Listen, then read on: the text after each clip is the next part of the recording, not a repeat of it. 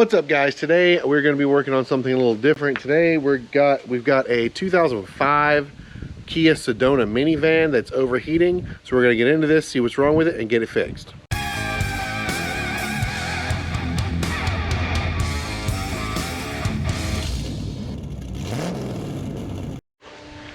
So here we are with the van. I've already removed the upper plastic cover here. That's just held in by 6 10mm bolts up here on the top. I've looked at a few things. What it's got, the fan is definitely working. The fan was on when she dropped it off, and most of the coolant is full. There's no other problems that I see there, but it's overheating regularly, whether the car is moving or sitting still or whatever. The temperature just creeps up and creeps up and creeps up. So what I am suspecting here is it looks like we're probably looking at a thermostat. Now the thermostats on these are in kind of an interesting place because it's not where this upper hose is, where you might expect it to be. It's down here on the side. That is where the thermostat actually sits in this one. So first thing I'm going to have to do is I'm going to need to remove this air box, including the air plumbing right here, so we can get down there to it and see it. Okay, so to remove this is pretty straightforward. What we're going to need to do is disconnect the mass airflow sensor right here, just by pulling that out of the way. Then we're going to, we've got a 10mm on this clamp down here at the throttle body we're going to loosen. Then I'm going to pull all the pins that hold the airbox lid down, just like this.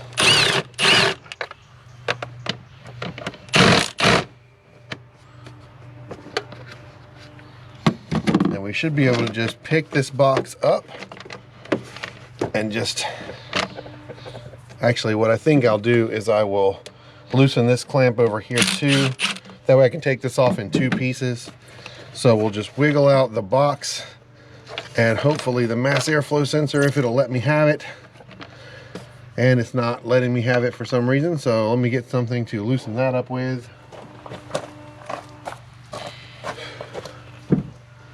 Hopefully I've got this. Yeah, the clamp is definitely loose enough. It's just been on here a long time, so it's kind of stuck. If I have too much trouble there, I'll just take it off the throttle body instead. That's sort of plan B. Yeah, that's what we're going to do. But when you take it off from the throttle body, there is a small tube right here that you're going to have to take off too.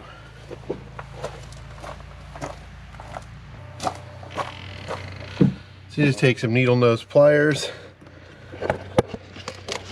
See if you can see this. Take some needle nose pliers, pull this clamp back, just like this.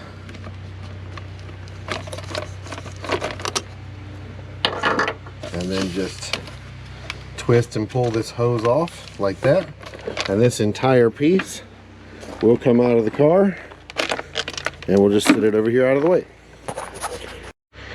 The next thing that I'm going to do is remove a 10mm right here, a 10mm right here, this clamp, and I'm going to pull this whole upper piece right here off.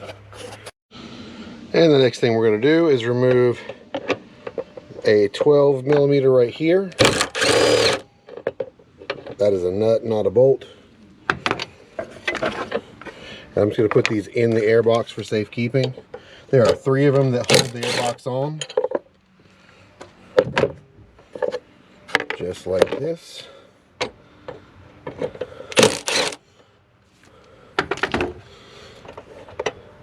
And with those safely off, we can just lift up and pull the airbox out. So just sit that right over here out of the way. One of the sleeves fell out, so we'll just take that up and put it in here. And now you can see this is the thermostat housing. So we've got a couple tins right here that hold this little piece of wiring loom on here, and then we can go ahead and get these what looks like 12mm bolts. There's 3 of in a sort of a triangle pattern that hold the actual thermostat housing on.